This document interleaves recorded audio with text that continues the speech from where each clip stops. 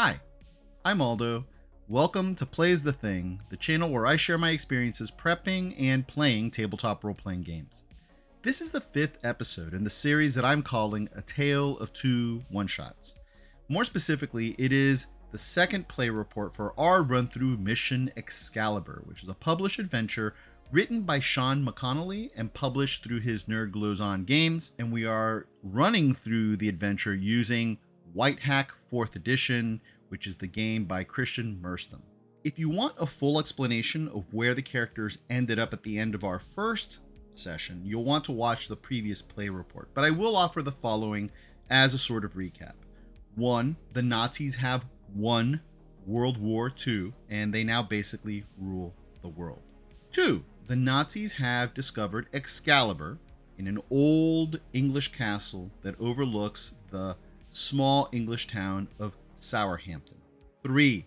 The player characters have all come to Southampton for different reasons.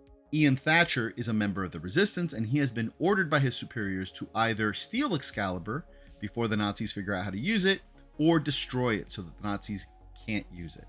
Una, who is a folk hero, has come to Southampton because her friend, Evelyn Clark, has been abducted by the Nazis, and her abduction seems to have some connection to Excalibur because the Nazis had talked about having her produce an heir that would be able to wield Excalibur, but for the purposes of the Reich. And then we have our third player character, Slugger Brown, who is an American soldier who was a member of the French Foreign Legion, and he is here for revenge. Why? Because the overall commander of this installation, a man by the name of Obergruppenführer Otto von Hammer, was responsible for wiping out much of his unit at some point in the past using some sort of Indiana Jones-esque kind of artifact that he was after and the Legion was trying to protect or something like that, right? So those are the reasons for the characters coming to Southampton. Now, the player character spent most of the first session exploring the town, gathering information, becoming aware of each other, and otherwise a lot of setup for the actual mission. By the end of the first session, Ian and Una had established contact, realized that they had common purpose, and had been planning how to break into the installation sometime that evening. Slugger Brown didn't really interact with them directly, but he became aware of them and he was kind of shadowing them, trying to figure out who they were, what they were all about, and how he might take advantage of that situation. I should also mention that Una and Ian both found potential points of access to the castle. Una used a scrying spell to reveal that at the very top of the castle tower, there was an open pigeon coop or aviary that was sort of open to the elements and would provide access to the castle proper. And Ian learned from his Resistance contacts, the Sextons, that Marguerite, who is a washerwoman in Southampton, would do the laundry for the people in the castle, and that she had been given a key that allowed her to get in and out of the castle with relative ease. And when we last left the player characters, they were trying to determine which one of those two they would use. So there you have the basic situation. We're about ready to dive into the action, but because this is sort of a failed one-shot, because it ran for 2 sessions rather than 1, we had a player who heard about the fun and said, "I want in." That's my friend Adolfo. And of course we said yes. I told him though, "Adolfo, if you're going to play, you're going to need to make somebody who is a member of the Resistance already, and I can just slip them right into the action, because otherwise we're not at a point where we can entertain anything any more creative than that." He said, "Yes, of course, I will do that." And he did, putting his own spin on it. He made this character, Fernando Torres. He is a strong pugilist who is a member of an agitator group. Now, he's not directly a member of the Resistance, but he's close enough. This agitator group works with and has affinity with the Resistance. He heard about what's going on here. He came to Southampton to support the Resistance effort to try to get Excalibur. He knew who the Sextons were already. And when the player characters returned from dealing with Marguerite and stealing that uniform and all of that, and they came back to the Sextons' home, Fernando was there waiting for them. And so they filled him in quickly and he agreed to join them. That night, they ultimately decided that rather than exploit Marguerite's access point, that they would wait for nighttime, climb the tower, and try to get into the castle in that way. It's important to point out, however, that that's only 3 of the player characters making these plans. Slugger Brown has not integrated himself with the rest of the party yet, and Mike told me that independent of the other characters, Slugger Brown had already decided that tonight was the night that he was going to slip into that castle somehow, find Obergruppenführer Otto von Hammer, and kill him. He was prepared for this to be his last night on Earth if he could or couldn't get that done. But in the meantime, he was curious what the player characters were up to, so Mike told me that Slugger Brown was going to be hanging around the orbit of the Sexton's home. And unfortunately, that meant that he was potentially looking kind of suspicious himself, right? So I had Mike make an agility roll for Slugger Brown to remain innocuous, but he failed, and that meant that while he was kind of hanging around, he noticed that one of the townspeople was looking at him rather intently, and then Slugger Brown tried to walk away nonchalantly, but the other guy marched away with a purpose. And then Slugger kind of like went down some alleys and followed the guy and watched him make contact with some soldiers, Nazi soldiers that were nearby, and then things started to move. Now, it just so happened that the rest of the characters at this point had left the Sexton's home because they were trying to score an additional uniform for Fernando Torres. So they went to Marguerite and they charmed her some more and they managed to pilfer another uniform. But when they returned back to the Sexton's home, they were aware enough to notice that there was a Nazi Jeep parked outside, and they decided to hide and watch. And then they disturbingly saw a Nazi officer step out onto the Sexton's veranda and take a smoke after kind of like lazily stretching his body before taking a smoke in contemplation. And at that point, they knew that the Sextons had been compromised. So they withdrew. Slugger Brown also withdrew. And then we skip forward to what was going to happen that night, which was that they were all going to converge on the castle. So in order to keep track of the player character's movements at the castle, we're going to use this map. And let's assume that straight up is north and use that to orient ourselves. If you look at the numbered section 15 and then look at the top right-hand corner just above that, you'll notice that there's that kind of like bulbous projection that sticks out. That's the tower that the player characters need to climb to get to the pigeon coop area or aviary area that Una had been able to find using her scrying spell. Pointing due north at the second story of that tower, the player characters notice that there is a 50 caliber machine gun mounted on a platform that's up there with Nazi guards that are watching for anybody coming towards the castle from the road, that's the front of the castle essentially there. So they're guarding the road from that direction. So very dangerous to approach the castle from that direction. However, the characters decided that they would come in from the east and try to climb the tower from around the corner from that platform and hope that they can avoid detection that way. I ruled that Slugger Brown got there before anybody else did, but that as he was getting ready to make his move, he saw the other characters coming in and setting up their own position.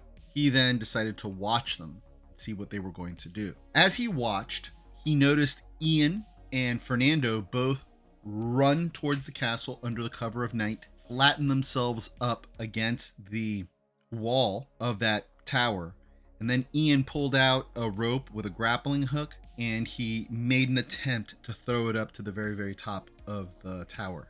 I had Dan make a roll and I decided that he could use his spy vocation because he is being stealthy. I actually am kind of trying to determine how narrow these vocations have to be in terms of what fits under them or not, right? Because you can have various different kinds of spies, right? You can have a spy that is the type of person that just listens and records information and then passes it along. That's probably the most realistic type of spy. But then you can have more of a popular culture spy, kind of like somebody who's an infiltrator and can do these almost cat burglarish type of things. And I wasn't sure at the moment. I was going for the more broad application of it. So I allowed Ian to make a double positive roll and use his vocation to do this. Lucky for him, because he rolled, and we had this happen several times in this adventure. We had him roll a double positive, and they matched. Again, both numbers were the same number, right? So again, the best possible result that you can get in this game. He latched on, and that was fortunate. Basically, once it latched on, he and Fernando started to climb up, with Ian in the lead, but Fernando right behind him. This is the point when Slugger Brown decided that he would approach Una, who's still at the bottom, and say, "Hey, I've been watching you, and I think we might have similar goals here." And she was kind of freaked out, but kept her cool. And then they had kind of interaction. He's like, "I'm here to kill the commander of this place." Well, if that's true, then yeah, I'd say that we do have common purpose here.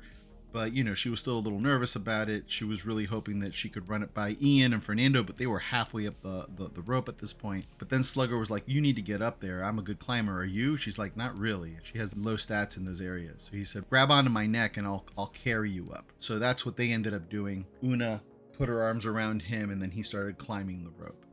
In the meantime, Ian and Fernando got to the very top, and good thing that he made that double positive stealth roll, because there were 2 Nazi guards that were up there. Had he done anything less than that, they probably would have noticed him. Ian at that point decided he drew his knife and he stealthed towards one of them while Fernando positioned himself to attack the other one. Would hopefully have been a quick takedown, turned into a brutal, close fight with knives and fists and hands over mouths so that people couldn't scream, and scrambling for guns. And it was just kind of a nasty scene. And this is one of the reasons why I said that maybe the adventure would have been better served if I had made the Nazis level 1 adversaries as opposed to level 3 like the module suggested, because they just had too many hit points, right?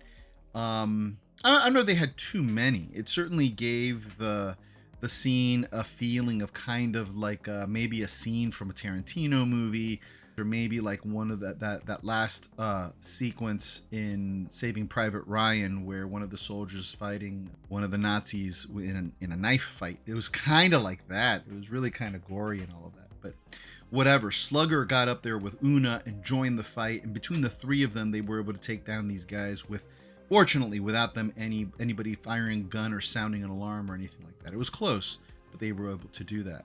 From the very top of the tower, they could see the aviary just underneath them. And so they just dropped down into the aviary, and they scrambled through that section, and they made it into a hallway. And then they decided to proceed into the area that is labeled number 15 on the map. Now this was, and let me get his name here, Commandant Kopke's, and I'm probably mispronouncing that, but I don't care. Commandant Kopke's quarters. And it was this big open space with ornate furniture and an ornate desk and trophies all over the place, and a huge blown up image of Kopke standing with Adolf Hitler that had this, the adventure describes as having almost a selfie-ish like aspect to it and all of that. And they slipped in and looked. It was actually Una, I think, who slipped in first and looked. And she saw, sitting at a desk writing, a guy who had his back towards her. So she kind of backed up, told them what they saw, and then she decided to cast her sleep spell, right? And was able to fill the room with vapors that knocked him out. They went into the room. They walked by. As they walked by, Slugger Brown recognized the guy as the cadet, the Uberjunker, right? Who had gone and purchased heroin from the druggist the first day that he was in town. So he noted that, but they didn't really disturb anything in the room. They were more interested in just getting past here and getting as quickly to Evelyn Clark as possible. And that really, it was Una who was kind of setting the pace. She had in her mind, I need to get to the laboratory, because that's what she was after. The others, since they didn't really know exactly where Excalibur was, or for that matter, where Otto von Hammer was, they couldn't really beeline towards those two things. So they were kind of happy to follow Una along as she got to her objective in the hope that they could find out something about their objective. They moved down. If you look at room 15, there's that hallway that connects to room number 14. And they did peek into that room. And that was like a big command center. And that was filled with all sorts of officers and people. And they saw that, their eyes widened, and they backed away slowly. At that point, they decided instead to cross room 15. Again, Udo was still asleep at his desk. They crossed down south to the southern part of room 15, and they went outside, and you had those stairs that go down. They went out there and they saw the courtyard, right? Section 18, labeled section 18, is the courtyard, and section 19 is the radio tower that the Nazis have set up there, right? With a huge like Nazi flag hanging from it and stuff like that. And there were guards that were stationed around the radio tower. And there were also guards that were doing kind of like maneuvers out in the, exercises, even though it was nighttime. They were out kind of doing exercises out in a lit area of the courtyard as well. So the characters decided, well, let's just march with confidence and pretend that we belong here. So they went down those stairs, went into the courtyard area, but then immediately ascended those stairs. From this vantage point, Una could tell that the section labeled 17, that is probably the laboratory. It was pretty easy to tell because she had projected her scrying from that laboratory out, and she saw the courtyard before the gaze of the scrying took her to the entry point that they used. So she was pretty sure that labeled section 17 was indeed the laboratory. So they went back up the stairs over by 16, found themselves in this kind of irregularly shaped hallway there was nothing there. And then they made their way into the laboratory, which was number 17. Again, this was the third time in play where they lucked out. I think it was Una again who made a double positive stealth roll and ended up walking into the laboratory. And I was like, the reason you are not seen at all was because she saw Evelyn Clark strapped to a table at close to the window area. And sitting next to her, asleep, was Dr. Shell, who is the one who had been taking advantage of her when she panned in. And they also found this slab with a big hulking figure that was covered in a sheet. Basically, they decided that they would sneak up to the sleeping doctor and get the drop on him. And they did. He woke up, they grabbed him, they surrounded him, and then they began interrogating him. They began talking to him. In the meantime, Una went over to Evelyn, saw that she was alive, unstrapped her. Evelyn got up shaking and in a rage, and she just wanted to get back at the doctor that was there. She's like, he needs to die and stuff. And Una's like, let them handle it. She pulled her away, and Evelyn was just in a rage. And they interrogated him. I made stealth rolls, and he had managed to pull up a syringe that he had in his lab coat without anybody seeing him. And he was just about ready to stab Ian, who was doing most of the interrogation, while Slugger held him down. And I think Fernando was covering the hall to make sure nobody came.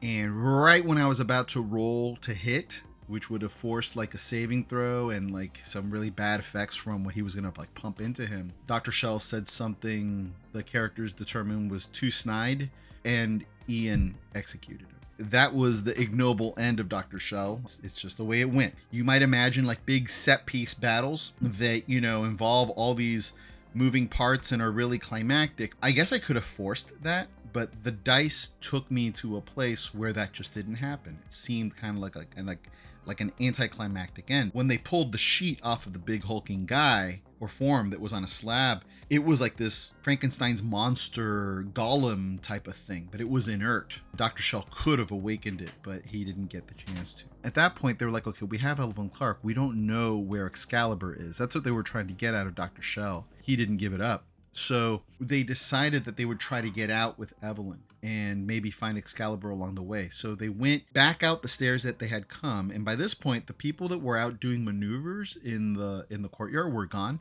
The guards were still by the radar tower over in 19.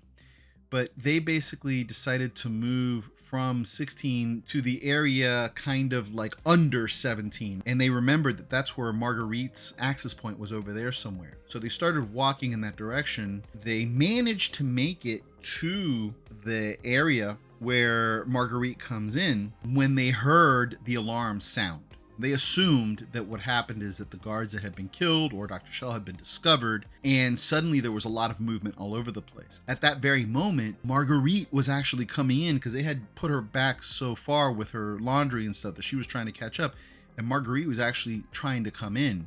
So she comes in with her cart. The characters notice that there are a bunch of soldiers that are running in their direction. So Una then re-upped her charm spell on Marguerite, convinced her that she needed to get them out of there, and then they put Evelyn and Una in the cart, and Marguerite turned around and went to take the laundry back out, like go back to town with the cart.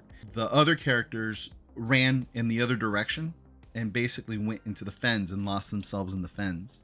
So then, to see if their getaway was successful, I had two different sets of roles. One was to see if Marguerite was stopped at the checkpoints as she was heading her way back to town, and the rules dictated that she was not. I ruled, in order to reflect why the rules made sense, that her lover was one of the guys who was stationed at one of the checkpoints at this point, and she got there before they had been able to get the big word out that everything needed to be secured. So she was able to slip by. And then in terms of the other characters, they made it into the fens, and they made evasion rules, essentially like agility checks, and they were able to escape. And they regrouped at the town. And that's how the session ended. From one point of view, you could say that this was a failed mission. I mean, the adventure's called Mission Excalibur. Excalibur was never even seen, certainly wasn't taken or destroyed, so they failed at the mission title. They did rescue Evelyn Clark, which was one of the secondary goals. It was a primary goal for Una. It was a secondary goal of the adventure, so they did do that. But more importantly for me, it was a successful play experience. There was nothing that was predetermined about it. There was nothing that had to happen in order for this to be successful, and the characters' actions made a difference, and it sets up all sorts of things that could happen. I mean, I never intended for this to be an extended campaign, and I still don't intend for it to be an extended campaign. So when this session ended, I said, you know what, guys, this was meant to be a one-shot. We went to 2 nights, but I think this fulfills our arc of play. People at some point are interested in continuing this, maybe I will do so.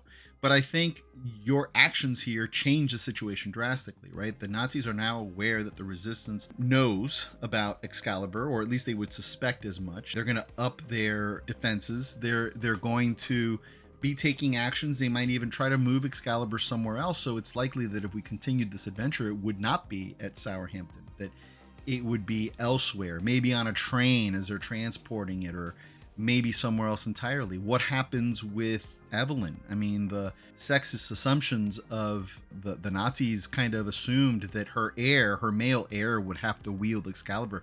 Why can't Evelyn wield Excalibur herself if she is descended from the Pendragon, if that is exactly what's going on here? There are all sorts of different things that could be at play, but honestly, I was fine with just concluding this as, here was our one shot. Here's how it turned out. Everybody had fun. It was unpredictable, and we were all satisfied at the end, and we could imagine future play even if we don't engage in future play. There's one thing that I want to point out that happened in the adventure. I think it was on the first night, and I think it's kind of interesting because, yes, it was when Una was scrying to try to get information on how to get into the castle. Like, what is my best shot for getting into the castle? It's one of the questions that Jason asked. And I rolled, as I said, to determine that it would be finding one of the things that the author had put in the adventure that were weak spots in the defenses of the Nazis. And I gave her the entrance through the pigeon coop / aviary, or whatever you want to call it. And when I did that, when I gave that as my response, my good friend Dan said, "What a missed opportunity. What a missed opportunity." And I was like, what did I do? What was the missed opportunity? And Dan said, your answer to that question could have been that she has to track down Slugger Brown and track down Ian Thatcher, because her best bet of getting in there is to team up with these other guys who have common goals. And that was an interesting response. It was an interesting reaction, because I think it's a reaction that makes sense depending on how you view the role of a game master. In many of the games that we've played traditionally over the many years of gaming that we have under our belts, there is a school of thought that says that the game master is always trying to corral the characters down a particular path. My job as a game master should be to make the story happen. And if that means dropping these little nudges here and there to get the characters to go in a particular direction that serves the story, that's what I should be doing. And from that vantage point, yes, that was a missed opportunity. I immediately reacted with absolutely not. That is not how I see my role as a game master. My role is not to shepherd the story along or to shepherd the players through a story or into a story. My job as game master is to allow the story to emerge from the dictates of the situation that is set up and from the choices that the players make and how all of those things kind of collide with one another's and are shaped through the randomizing aspect of die rolls. That's what's exciting to me. If I started to shepherd them and you should get together with the player characters and to do that, I think at that point I would let out a big yawn. Now, I'm not going to say that I've never GM'd in the way that Dan is suggesting. I think I have. Part of my journey the last 5 years or so, let's say, maybe it's a little more than that, has been to break down those old ways of thinking in terms of game mastering so that I can have a different kind of experience. And it's not that I'm judging the other way. It's that I personally don't find that other way of GMing or of moving through an adventure particularly compelling. I don't enjoy it. Other people do, and that's fine. I mean, everybody can have their own type of fun, but that's not what I consider fun. And it's interesting because as I GM more and more intentionally in this way where I'm not shepherding people but letting things happen, there were moments in running this adventure where I think some players were walking around saying, okay, where's the plot hook that is going to take me into the right way of accessing this castle, right? Like, if I walk around and stand in certain places of this town, certainly somebody's going to come up to me and say, hey, by the way, the plot's this way. I'm like, that's not going to happen, right? I don't do that anymore. So that's not going to happen. Now, it might be that the situation is set up so that there are people who have agendas who will approach the player characters and say, hey, I noticed you doing X, Y, and Z. Why don't you come and do this? But that's not going to be because I want to get the characters down a particular story. If that happens, that's going to be because there are these different players and these different factions, I should say, that are in the setting that would, because of their own agendas, try to manipulate characters or move characters or encourage characters to do things. But that's not because I'm pointing them towards a story. That's because that faction exists, and if the players happen to cross paths with that faction is going to behave in a way that makes internal consistent logic for them to do so. But it's not going to be something that's going to be contrived to get a desired outcome or to get everybody kind of on the same page.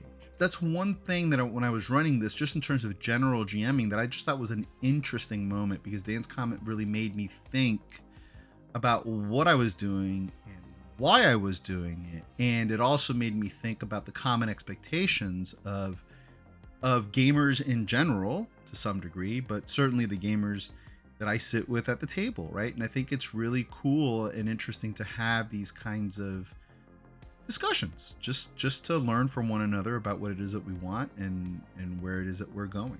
So yeah, so I think those are my reflections. I wish that when I was going through this play report that I would have a little bit more to say about the system, the White Hack 4th edition system. I lost my notes. The notes that I was taking as we were playing, I lost them. So I remembered certain things about when players made those double positive rolls and all of that.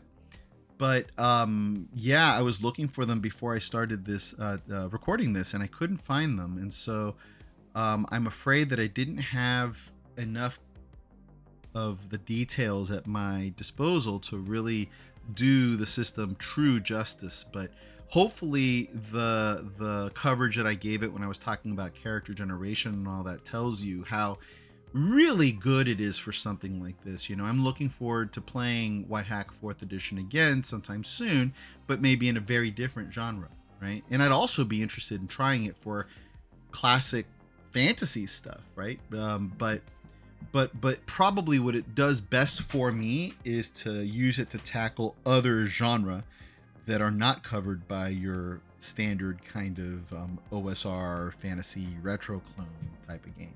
Well, anyways, kudos to Sean McConnelly for a very fun published adventure, Mission Excalibur. Kudos to Christian Merstham for his great rule system, White Hack 4th edition. Thank you for tuning in and watching if you got to the end. As always, I wish you good health. I wish you good cheer. I wish you good gaming. Goodbye.